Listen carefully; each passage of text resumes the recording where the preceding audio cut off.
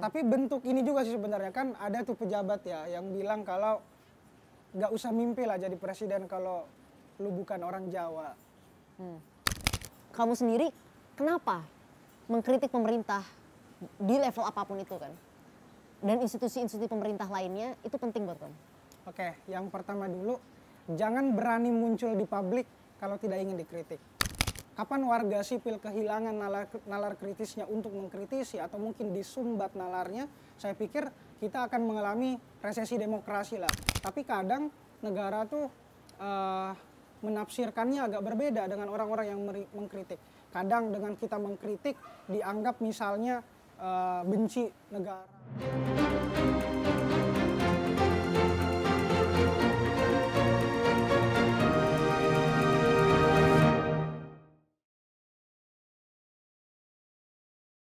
Rian Fahardi, seorang konten kreator asal Sulawesi Selatan. Ternyata penulis favorit Rian adalah Pramudia Anantatur. Dan saat ini Rian dijuluki oleh netizen Indonesia sebagai Presiden Gen Z. Amin. Gimana, benar? Ya, yang terjadi sih kayak gitu, Kak. Rian, kenapa sih orang kan menyebut kamu nih Presiden Gen Z? Terus kamu nyaman nggak disebut dengan julukan Presiden Gen Z? Karena itu julukan itu Ya, mewakili generasi loh. Ya, nyaman nggak nyaman sih sebenarnya Kak Samara. Awalnya tuh muncul sebenarnya latar belakangnya ada banyak nih Kak. Pertama, ceritain. latar belakang sinis. Latar belakang sinis tuh kayak orang kan biasa tuh kalau bocah ngomongin politik kan biasa tuh ada sentimen-sentimen, ah lu masih anak kecil ngapain sih urusin ini, mending urusin diri lu sendiri. Terus ada juga, mending lu yang jadi presiden. Nah dari situlah komentar-komentar itu gue aminin, oke sekarang gue pengen coba ngebentuk diri gue jadi presiden-presiden aja, iseng-isengan dalam artian ya itu awalnya jadi latar belakang sinis. Tapi untuk latar belakang akademisnya itu betul-betul sebenarnya menjawab teori yang gue lagi bikin di skripsi. Oke, apa tuh skripsi? Jadi gue ngangkat tentang bagaimana seorang kandidat ini bisa menang dalam sebuah kontestasi. Nah di situ muatannya ada branding, kemudian ada positioning dan segmenting. Dan 3 elemen ini sebenarnya gue coba masukin tuh di TikTok dan ternyata worth it. Mulai dari branding gue bangun kayak gitu, kemudian positioning sebagai anak muda yang kritis, dan segmentingnya ya generasi Z atau anak muda hari ini. Jadi gue tuh pengennya skripsi gue yang gue kerjain selama bertahun-tahun bukan hanya berakhir di perpustakaan aja atau mungkin bisa jadi pembungkus gorengan, tapi lebih dari itu dia bisa jadi pengaplikasian dari kehidupan gue sehari-hari. Tapi yang memberikan julukan Presiden Gen Z itu, yang memberikan atribusi itu awalnya netizen atau kamu sendiri? Netizen awalnya. Jadi kayak iseng-iseng kayak ngomentarin kebijakan, ngomentarin tentang negara. Banyak lah tuh komentar-komentar entah sinis, entah mengapresiasi gara-gara lahirnya konten itu. Jadi dari situ muncul gue rasa branding ini cocok deh ketika misalnya gue coba seriusin sebagai nama panggung atau nama pena aja sih sebenarnya. Iya. Terus kalau misalnya kamu pergi nih sekarang ke panggung-panggung dengan nama Presiden Gen Z, itu masih ada yang sini apaan sih lo sok-sokan ngerasa presiden, atau banyak yang ngerasa kayak keren juga lo Rian berani kayak mendaku diri jadi presiden generasi gitu? Banyak sih sebenarnya kayak gitu, kayaknya lebih banyak yang hujat juga deh. Tapi kan gak ada masalah kan? Karena publisitas dong kalau misalnya itu nama panggung buat kamu. Ya gak masalah selama itu nggak ngelanggar konstitusi ya, kayak 3 periode. Enggak. Yang penting sebenarnya ya lurus-lurus aja, dan itu juga ya berimajinasi, dan gue pikir itu bisa melatih kita untuk bagaimana menjaga diri Kak Samara. Kayak ketika kita misalnya, gue tuh selalu punya prinsip ngutip gagasannya Sartre, dia bilang man is nothing else but what he makes of himself. Artinya manusia itu adalah tidak lain apa yang ia bentuk untuk dirinya sendiri. Dari gagasan eksistensi itu, ya gue pengen bentuk diri gue seperti yang gue pengen. Gue pengen jadi presiden, ya gue bisa seperti presiden.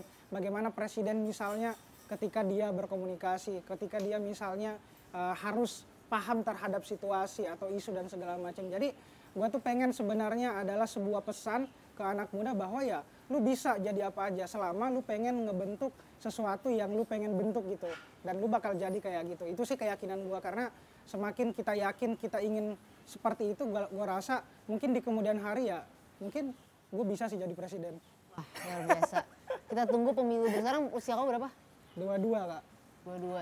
Pemilu berapa tuh? 2045, 50 ntar gampang lah pemilunya Tapi gue nggak tahu kapan, tapi mudah-mudahan. Tapi bentuk ini juga sih sebenarnya, kan ada tuh pejabat ya yang bilang kalau nggak usah mimpi lah jadi presiden kalau lu bukan orang Jawa. Ya gue kan orang Sulawesi, nah ini mimpi-mimpi kecil aja. Tapi kalau Kak Samar sendiri gimana nanggepin soal statement-statement kayak gitu tuh? Jadi gue ditanya nih podcast gue, gue jadi ditanya. Ya kalau aku sih percaya bahwa setiap warga negara Indonesia berhak menjadi presiden apapun suku, ras, dan agamanya, ya kan? Jadi setiap anak Indonesia seperti Rian yang bermimpi jadi presiden, mereka harus tetap bisa bermimpi karena konstitusi kita menjamin setiap orang bisa jadi presiden. Cocok. Cocok kan? Oke. Netizen. Sudah selesai, nanti kita dukung Rian jadi presiden di pemilu selanjutnya. Tapi gue pengen tanya juga nih Rian, kalau misalnya nontonin konten-konten lo kan kritis banget nih. Amin. Dan tapi lo selalu pakai tagline. Tagline-nya itu adalah debat tetap pakai adab gitu. Ya. Kenapa lo pakai tagline itu? Dapat dari mana dan kenapa lo harus menekankan kata adab gitu? Oke. Ini menarik banget sih. Setiap orang tuh di media sosial pasti akan ada perbedaan pendapat. Akan ada banyak banget. Tapi nggak semua orang yang berbeda pendapat itu bisa berdebat dengan sehat. Nah itu sebenarnya poinnya, berdebat dengan sehat. Jangan sampai betul-betul karena kita emosi, karena kita betul-betul lepas kendali, maka informasi yang keluar dari mulut kita itu betul-betul kita nggak bisa pertanggungjawabkan. Jadi inti sebenarnya itu adalah bagaimana sebenarnya mempertanggungjawabkan apa yang kita sampaikan di ruang publik yang betul-betul tidak terkontrol ini, yang tidak tereditorialisasi, yang hari ini itu apa aja bisa kita terima. Coba kalau misalnya informasi itu udah dari awal di medsos tidak terfilter, tidak ada misalnya lembaga yang betul-betul mengawasi dan informasi betul-betul tidak terkontrol lah. Dan itu jadinya kolamnya bakal nggak sehat. Keruh ya? Keruh. Tapi kalau misalnya kita seseorang yang buat konten atau mungkin berdebat di medsos betul-betul mengedepankan adab ataupun etika, saya rasa itu bisa sedikit diminimalisasi lah. Nah, jadi pentingnya adab itu saya rasa Kak Samar betul-betul di atas ilmu lah. Jadi ada beberapa ungkapan ya, beberapa orang zaman dulu tuh lebih lama mempelajari adab bahkan sampai berpuluh-puluh tahun dibandingkan ilmu itu. Karena ya ketika kita udah mempelajari adab, kita udah mempelajari ilmu. Tapi kalau kita udah belajar ilmu, belum tentu kita mempelajari adab. Jadi itu pentingnya adab dulu baru ilmu.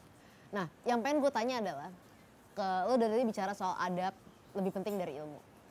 Dalam perdebatan politik gitu ya, seringkali kan kita berdebat dengan lawan-lawan politik kita. Lawan politik nggak harus di level partai atau di level perbedaan kubu politik, tapi orang-orang yang secara ide, secara value itu berbeda dengan kita gitu.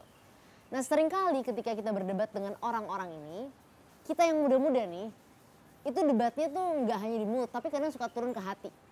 Jadi kita suka personal, kita kadang suka ngerasa kesel, sakit hati, dan lain-lain. Nah, kamu termasuk orang yang mana gitu? Ini sekedar perdebatan atau kamu menganggap bahwa ini tuh lebih dari perdebatan, ini sesuatu yang sangat fundamental, kayaknya gue kesel beneran, gue marah beneran gitu. Kamu tuh di bagian yang mana kalau dalam spektrum debat-debat ini?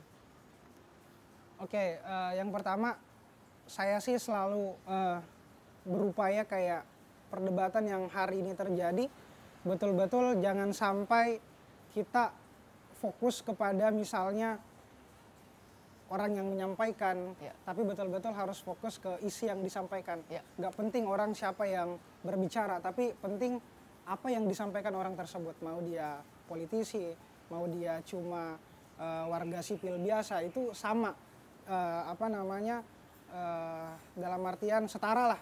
Tapi yang paling penting saya berusaha memposisikan ketika misalnya ada yang menyinggung saya, ya udah itu harus diterima, harus diterima dulu. Dalam artian yang susah itu Kak Samara kalau misalnya nih kayak gelas ini misalnya, ketika gelas ini penuh, terus ada perdebatan yang terjadi, kita posisinya gelas yang penuh, ketika ada terjadi perdebatan ya gak bakal bisa, pasti gelasnya bakal tumpah ketika diisi air-air yang sama. Tapi ketika misalnya kita memposisikan diri dalam suatu isu peristiwa, kemudian berusaha menjadi gelas yang kosong, kemudian menjadi pendengar yang baik, saya rasa itu bisa kita terima dulu, kemudian baru ngefilterisasinya lagi. Dan saya rasa penting sih di medsos ini, ketika kita misalnya melihat perdebatan, memposisikan diri kita sebagai gelas yang kosong, bukan gelas yang penuh. Dan itu saya pikir penting bagi kita untuk menjaga kewarasan di media sosial, terutama menyikapi perdebatan yang terjadi di media sosial hari ini. Dan lagi-lagi sebenarnya saya banyak banget tuh nerima kayak kritikan-kritikan, kemudian masukan bahkan hujatan seringkali. Tapi lagi-lagi ya ini negara demokrasi. Demokrasi mewajarkan kita untuk saling baku hantam pikiran, bukan baku hantam saling tonjok-tonjokan. Tapi betul-betul bagaimana pikiran kita diuji. Yang paling penting adalah sebenarnya bagaimana hari ini betul-betul yang diperdebatkan itu substansinya, bukan tentang sentimen atau emosi yang betul-betul hilanglah nilai dari yang diperdebatkan itu. Itu sih kayak yang paling penting. Ya, itu penting banget sih. Nah, kamu kan orang yang kayak kamu bilang ya, bahwa kamu adalah orang yang menerima kritik gitu. Nah, tapi kan kamu juga orang yang kritis gitu. Ya. Biasanya orang yang paling sering menerima kritik itu juga adalah orang yang biasanya sering menyampaikan kritik. Ya. Dan aku sering melihat bahwa kamu adalah termasuk orang yang kritis juga terhadap kebijakan-kebijakan pemerintah. Kenapa kamu kritis terhadap kebijakan pemerintah? Mungkin ini penting disampaikan karena aku ngerasa bahwa banyak orang yang saat ini sangat terpolarisasi dalam situasi politik itu. Artinya ketika kita mengkritik pemerintah, baik pemerintah pusat, pemerintah daerah, kita seringkali dikaitkan dengan polarisasi politik yang ada gitu. Nah, kamu sendiri kenapa mengkritik pemerintah di level apapun itu kan? Dan institusi-institusi pemerintah lainnya itu penting buat kamu. Oke, yang pertama dulu, jangan berani muncul di publik kalau tidak ingin dikritik. Itu bisa jadi ada gium lah hari ini. Ya kalau misalnya nggak ingin kritik, jangan muncul di publik. Ya. Kemudian kenapa mengkritik? Sebenarnya ini adalah salah satu upaya bagi saya yang sebenarnya kalau sebagai sivil biasa, saya hanya mencoba Kak menjadi warga negara yang baik dan taat aja. Warga negara yang baik itu adalah bagi saya mereka yang betul-betul memposisikan dirinya mampu untuk waras dan betul-betul kritis. Saya pikir itu upaya untuk menjadi warga negara yang baik. Terutama bagaimana menghidupkan check and balance demokrasi itu sendiri lah. Karena lagi-lagi kenapa sistem demokrasi menurut saya hari ini paling ideal bagi negara kita? Karena ada check and balance ini nih. Kapan check and balance ini hilang dalam artian saling koreksi antara elit, antara mungkin dengan warga sipil atau mungkin yang lain, ya itu bakal goyah. Nah, kapan warga sipil kehilangan nalar kritisnya untuk mengkritisi atau mungkin disumbat nalarnya, saya pikir kita akan mengalami resesi demokrasi lah. Dan hari ini narasi saya muncul, kritik saya muncul, ya upaya untuk agar betul-betul ya menjaga keseimbangan itu tadi Kak Samara. Betul-betul memposisikan diri sebagai watchdog yang betul-betul perhatian kepada negaranya yang mungkin hari ini negara nggak terlalu perhatian ke kita, tapi lagi-lagi kita harus punya optimisme untuk peduli. Tapi kadang negara tuh menafsirkannya agak berbeda dengan orang-orang yang mengkritik. Kadang dengan kita mengkritik dianggap misalnya benci negara, benci ini, padahal saya pikir nggak gitu. Malah kritik itu saya pikir betul-betul itu menunjukkan rasa sayang, kepedulian. Bahkan kita rela loh nggak dibayar oleh negara. Anggap aja konsultan gratis lah. Tapi kenapa kita udah nggak dibayar? Tapi ya lagi-lagi sempat diincar dengan ITE lah, undang-undang yang betul-betul bisa mengkriminalisasi orang-orang yang kritis lah. Nah itu kan bahayanya. Dan saya pikir penting bagi warga negara untuk sehat, kemudian kritis untuk menjaga check and balance itu tadi. Oke. Kan kamu punya banyak pemikiran-pemikiran yang menarik lah ya. Pemikiran-pemikiran yang kritis lah tetap untuk anak-anak seusia kamu gitu. Pertanyaannya, apakah Rian akan selalu menjadi content creator? Dan kalau Rian gak jadi content creator di masa depan, kamu bakal jadi apa? Mau jadi apa? Awalnya tuh cita-cita saya pengen jadi jurnalis. Oke. Pengen banget jadi jurnalis. Jadi singkat cerita betul-betul semenjak kuliah merantau ke Jakarta dari Makassar, awal udah nyoba semua. Pernah kerja di TV, pernah kerja di beberapa media cetak juga. Jadi udah ngerasain lah. Jadi dari awal tuh pengen banget jadi jurnalis Kak Samara. Jadi kalau ditanya kalau nggak jadi konten kreator ya mungkin hari ini saya bakal jadi jurnalis. Jurnalisme itu kan tetap media mainstream ya. Nah, sementara media non mainstream ini sekarang malah jadi source number one source of information dari banyak orang di Indonesia, mungkin di dunia gitu. Optimisme kamu tuh seberapa tinggi terhadap jurnalisme untuk menjadi penyeimbang dari persoalan ini gitu? Sebenarnya diambang pesimis dan optimisme sih Kak.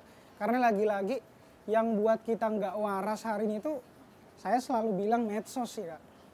Hari ini kalau misalnya kita lihat persentase anak muda bangun tidur langsung cek HP, kemudian lihat notif, bahkan berjam-jam ngelihat HP kan medsos tujuannya. Dan informasi rata-rata udah tersebar banget lah, udah terdemokratisasi banget lah di medsos. Tapi itu tadi, kendalanya adalah tidak ada editorialisasi, tidak ada filterisasi yang betul-betul hari ini kurang sehat. Makanya mungkin polarisasi betul-betul jadi tantangan besar bagi anak muda hari ini lah.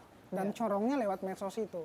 Cuma kalau ditanya seberapa optimis melihat jurnalisme hari ini, lagi-lagi kita nggak bisa ngeamputasi itu konten-konten yang nggak mengedukasi, konten-konten yang sifatnya cuma pengen viral aja, yang nggak unfaedah lah.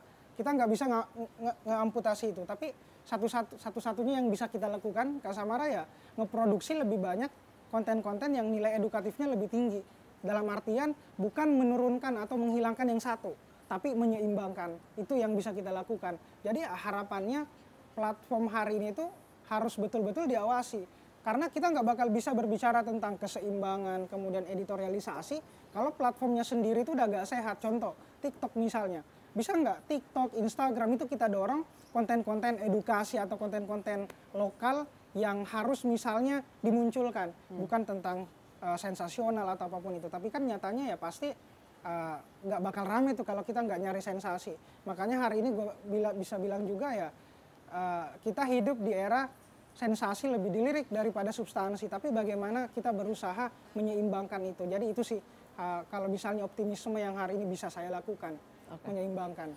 Hari ini kita mau membedah politisi-politisi. Jadi kita mau mereview beberapa politisi di Indonesia ini, beberapa figur. Siap nggak? Aku mau minta pendapat kamu terkait politisi-politisi ini. Oh iya. Udah siap? Nih. Udah siap nih? Udah siap-siap ya? Oke. Yang pertama, rambutnya putih. Rambutnya putih. Ganjar Pranowo. Gimana dia menurut Rian? Pak Ganjar Pranowo. Sempat dijuluki sih ya sebagai presiden TikTok, banyak tuh. Gua kan aktif di TikTok, banyak tuh gue liat komen-komen. Jadi lu sama-sama presiden sama dia ya? Lu presiden Gen Z, dia presiden TikTok. Ganjar presiden TikTok dan segala macam. Tapi kalau gue nanggepin itu nggak masalah juga sih sebenarnya. Karena itu salah satu cara dia lah untuk memperkenalkan. Tapi lagi-lagi kalau Pak Ganjar sih, saya sempat nonton filmnya Anak Negeri.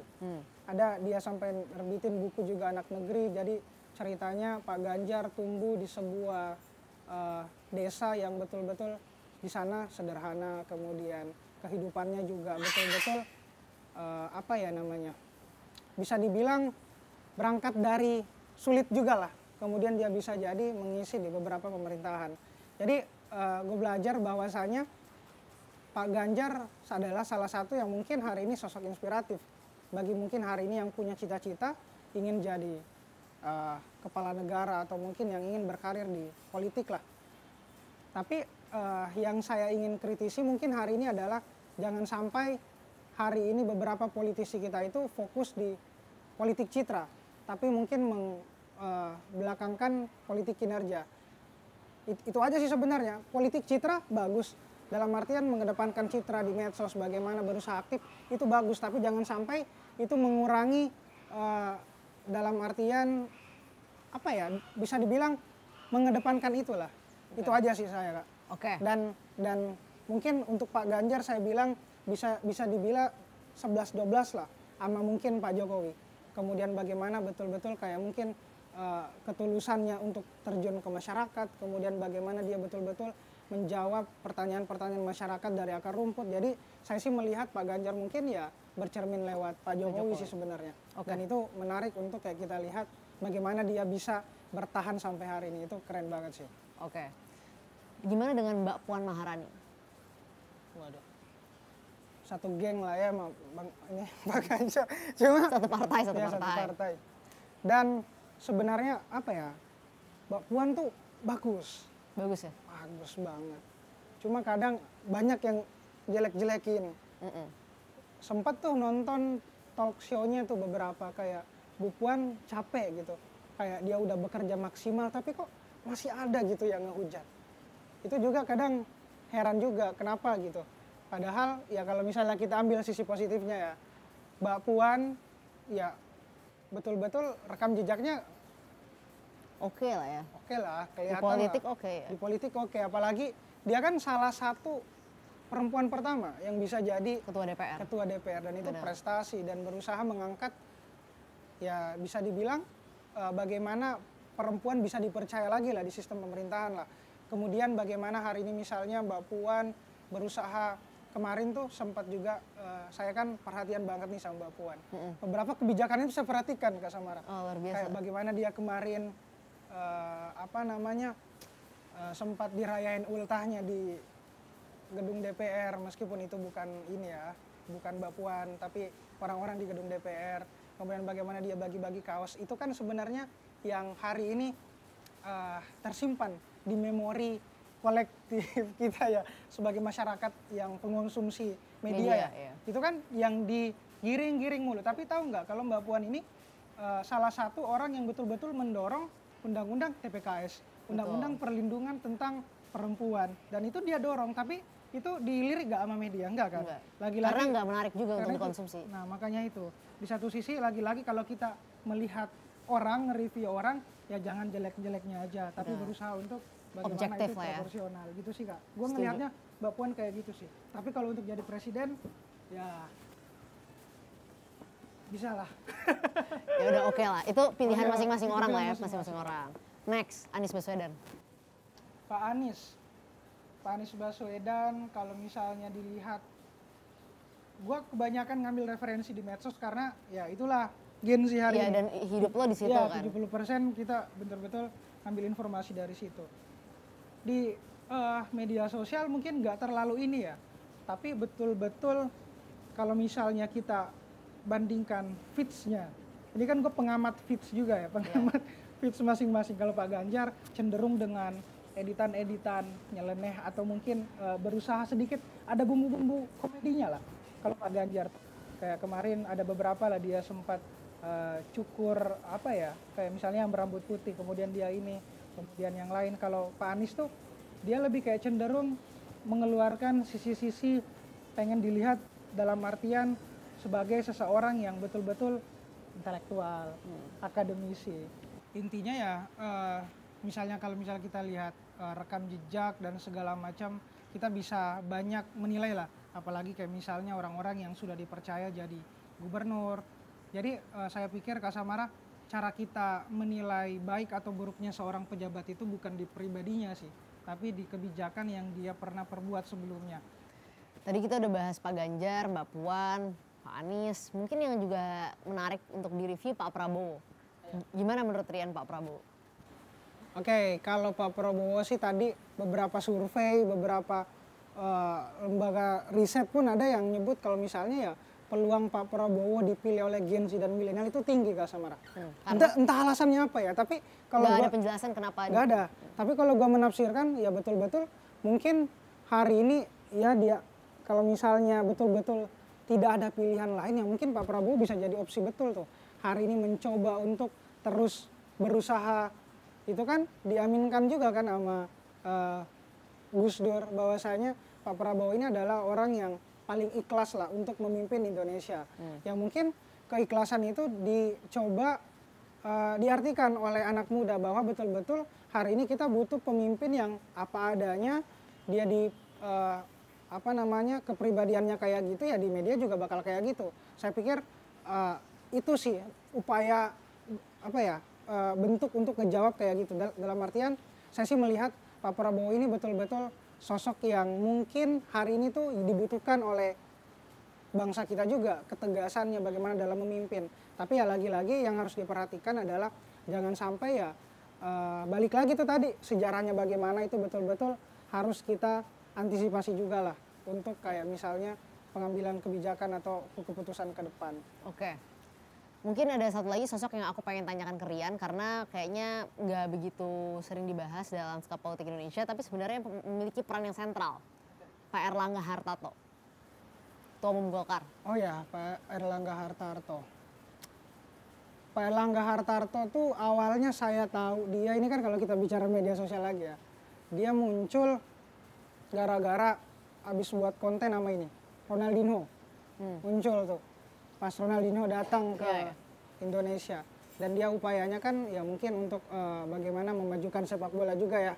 Tapi ketika yang saya baca sosok Pak Erlangga ya bisa dibilang mungkin berpengaruh juga dalam artian bagaimana kondisi perekonomian negara kita hari ini. Saya ngikutin G20 kemarin. G20 kemarin hari ini betul-betul dilirik oleh negara-negara luar sana ya. Betul-betul adalah salah satu langkah yang bisa memajukan Indonesia. Dalam aspek lokal iya, ketika kemarin kita menyaksikan bagaimana perhelatan G20 itu melekatlah dengan budaya lokal, bagaimana keberhasilannya pasti nggak lepas tuh dari misalnya tangannya mungkin bagaimana Menko koordinator perekonomian Pak Erlangga bisa turut andil di situ. Apalagi hari ini misalnya kita bisa melihat bagaimana kondisi perekonomian kita itu betul-betul terus ketika trennya negara-negara lain itu pada turun, tapi Indonesia ajaibnya bisa meningkat malah trennya. Malah kemarin tuh ada beberapa pernyataan 2023 bakal gelap, 2023 bakal gini ekonominya, itu harus direvisi tuh. Ya entah itu mungkin peran dari Pak Erlangga, saya nggak tahu, tapi ya pasti itu gara-gara mungkin mengatur perekonomian kita hari ini tuh bisa bagus sih. Gitu sih Kak. Mungkin tokoh yang terakhir ya, yang mungkin belakangan ini sering jadi perbincangan. Ibu Megawati Soekarno Putri. Ibu Megawati. Kalau Bu Mega sih sebenarnya saya nggak mau terlalu banyak komen ya. Iya, oke. Takut ada kura-kura lagi. Bukan kura-kura. Intinya sih gini, saya harus berterima kasih Mbak Samara ke Bu Megawati Soekarno Putri. Kenapa? Karena gara-gara Bu Mega, saya mungkin bisa duduk nih bareng Kak Samara. Karena konten saya yang pertama viral itu konten nyinggung Bu Mega. Oh gitu, jadi Bu Mega membantu kamu jadi viral gitu ya? Membantu saya jadi viral. Jadi kalau misalnya kemarin tuh lagi rame juga tuh soal child free. Kalau Soekarno child free misalnya ya mungkin konten saya nggak bakal lahir. Jadi terima kasih kepada Ibu Mega udah membuat Rian bisa terkenal seperti ini ya. Tapi saya mau nagih juga, kenapa konten saya yang itu audionya hilang, Kak Samara. Tiba-tiba mic saya dimatiin secara digital gitu. Dan ternyata bukan cuma di dunia asli aja mic bisa dimatiin ya. Mungkin teman-teman bisa lihat TikTok saya itu masih mati lah mic-nya. Tapi terlepas daripada itu, ya Bu Mega, kalau misalnya baca bukunya Sumarno, judulnya Dari Ibu Rumah Tangga Sampai Istana Negara, itu luar biasa banget. Itu betul-betul bisa kita jadikan teladan lah, sebagai yang orang-orang tadi tuh berangkat dari sini tiba-tiba di sini, itu betul-betul menginspiratif kita lah, menginspirasi kita lah sebagai mungkin anak muda yang betul-betul perlu melihat bagaimana sih perjuangan itu. Nah kira-kira kayak gitu, kayak upaya dia misalnya mendirikan KPK, kemudian bagaimana ya meskipun banyaklah kebijakan-kebijakan yang saya pikir kontroversi juga, kayak adanya outsourcing, kemudian beberapa aset yang dijual dan segala macam. Tapi terlepas daripada itu, Bu Mega bagi saya keajaiban politik kita hari inilah. Oke. Dia bisa ada kayak gitu sih. Mungkin sebagai penutup ya, karena tadi kita udah review berbagai macam politisi dan tentunya pendapat kamu macam-macam. Tapi mungkin penutup yang penting nih untuk anak-anak muda dan Gen Z di Indonesia yang mungkin sekarang banyak yang menganggap Rian penting dan mengidolakan Rian. Apa sih yang membuat kita semua harus peduli dengan politik Indonesia? Oke. Lagi-lagi satu sih sebenarnya Kak Samara. Kenapa kita harus peduli? Lagi-lagi anak muda perannya penting banget di sini. Kalau bukan anak muda, siapa lagi kira-kira yang bakal peduli dengan nasib bangsa ke depannya? Oke, orang-orang yang hari ini saya pikir anak muda itu betul-betul murni Kak Samara. Dia betul-betul kayak mungkin belum terciprat dengan banyak hal lah. Kayak misalnya anggaplah ada yang masuk organisasi ini atau partai ini, kan masih banyak tuh anak muda yang betul-betul pengen ngejaga independensinya lah. Nah itu pentingnya untuk bersuara se-independen itu, berpihak atas nama rakyat, karena anak muda harus jadi garda terdepan ketika misalnya rakyat itu betul-betul ngebutuhin dia. Suara anak muda betul-betul hari ini dibutuhkan banget. Dan lagi-lagi saya pikir sepenting itu suara anak muda hari ini. Karena anak muda hari ini punya kata dan suara yang saya pikir jangan dibiarkan bungkam melulu. Tapi rangkai kata-kata itu, suarakan dengan bergemuruh. Sampaikan kebenaran, tetap berlandaskan dengan keberanian dan pengetahuan. Tapi jangan lupa, adab harus diutamakan. Dan lagi-lagi, kalau ditanya anak muda, harus jangan menelan informasi mentah-mentah. Kalau misalnya ditanya, anak muda pilih siapa nih di 2024 nanti? Saya pikir jangan pertanyaan seperti itu, tapi betul-betul anak muda harus ngejawab. Kan hari ini kita udah disuguhin banyak nih calon-calon yang Kak Samara tadi sebutin. Di antara calon itu ya pasti ada yang mungkin jadi calon presiden, ada yang jadi siapa. Tapi di luar daripada itu ada banyak sekali figur-figur, tokoh-tokoh kita yang betul-betul punya track record atau mungkin kapabilitas yang jelas lah. Yang bahkan bisa menyaingi nama-nama yang tadi. Dan itu ada banyak banget anak muda yang hari ini tuh bisa seperti itu. Jadi hari ini yang kita lakukan, saya pikir dengan munculnya daftar-daftar nama tadi, bukan malah memilih, tapi berusaha untuk mencoret nama-nama itu. Kita coret nama-nama yang hari ini manuver-manuvernya nggak jelas, kemudian mencoba ngejadiin anak muda sebagai objek aja, kemudian dijadiin dikonversikan jadi suara aja untuk kepentingannya sendiri. Itu dicoret dari sekarang. Dan anak muda harus ngelakuin itu. Bukan hanya ngikutin polarisasi yang ada hari ini, tapi berusaha untuk kritis. Karena identitasnya anak muda hari ini itu harus kritis. Bahkan itu pun diaminkan oleh Pram sendiri bahwa ya anak muda harus paling berani dan harus paling kritis. Kapan kita tidak punya keberanian itu, ya apa harga hidup kita ini. Dan terakhir mungkin dari saya untuk melihat pejabat hari ini, mungkin seperti tagline baju saya nih, tangan kanan memberi, tangan kiri dokumentasi. Jadi jangan sampai kita tertipu dengan pemberian-pemberian padahal itu cuma tipu daya. Sebagaimana hyper reality media kita hari ini. Yang penting hari ini kita harus melihat atau mendorong politik kinerja, bukan politik citra. Itu yang harus dijadikan bahan berpikir lah buat anak muda ke depan. Oke. Gitu sih, Kak. Thank you Rian. Sebelum kita selesaikan acara hari ini, kita sebenarnya ada segmen selanjutnya. Di mana di segmen selanjutnya kita ada game Kalau Aku Menjadi. Rian, jadi di dalam fishbowl ini itu ada berbagai macam jabatan di Republik ini. Jadi aku mau kamu ngambil gitu kertas yang ada dalam sini, kamu bacain. Nanti kalau kamu tahu apa jabatannya, kamu pilih kamu mau ngapain. Oke. Ambil dulu. Ini kalau jadi bakal beneran nggak kira-kira? Ya siapa tahu kan. Ya. Mana? Oh, ada ya? Udah ketemu nggak? Nah oke, siap. Jadi apa ya? Wis, tunjukin ke kamera dong, tunjukin. Ketum partai bro. Ketum partai. Ketum partai, bisa bangun dinasti. Canda. Bakal apa ya? Seandainya bakal jadi ketum partai. Ngapain kamu?